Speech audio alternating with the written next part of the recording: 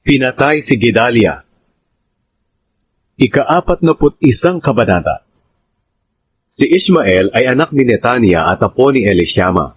Kabilang siya sa sambahayan ng hari at isa sa mga pinuno ng hari noon. Nang ika-7 buwan ng taong iyon, pumunta si Ismael kasama ang 10 tauhan niya kay Gedalia na anak ni Ahikam sa Mizpa. At habang kumakain sila, tumayo si Ismael na anak ni Netania at ang 10 kasama niya, at pinatay nila si Gedalia na anak ni Ahikam at apo ni Shaphan sa pamamagitan ng espada.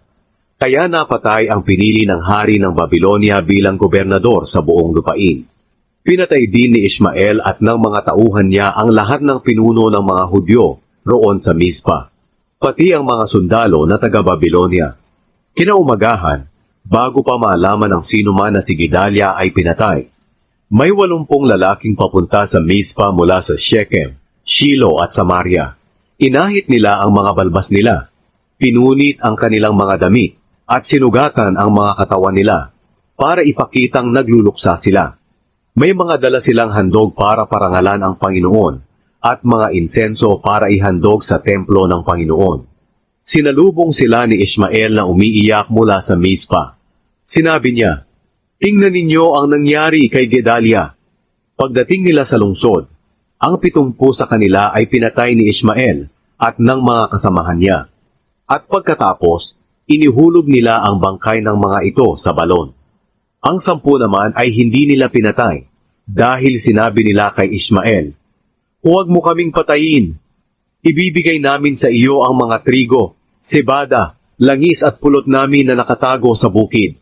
Ang balon na pinaghulugan ni Ismael ng mga bangkay ng mga taong pinatay niya, pati na ang bangkay ni Gedalia, ay pag-aari ni Haring Asa.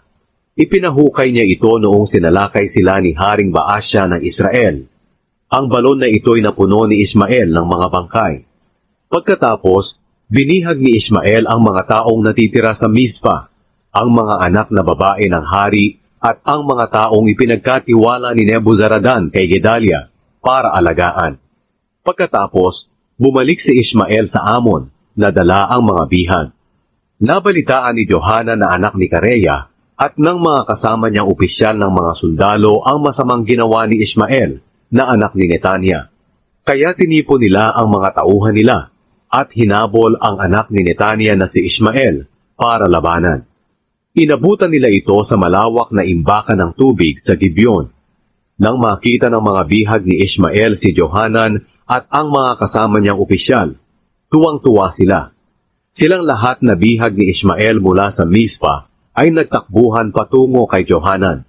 Pero tumakas sa Amon ang anak ni Netania na si Ismael at ang 8 niyang kasama.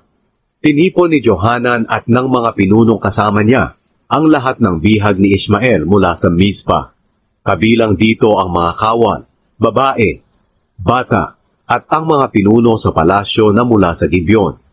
At mula sa Gibeon, pumunta sila sa Gerut Kimha malapit sa Bethlehem at tumuloy sa Ehipto, sapagkat natatakot sila sa mga taga-Babylonia dahil pinatay ni Ismael si Gedalia na pinili ng hari ng Babylonia bilang gobernador sa buong lupain.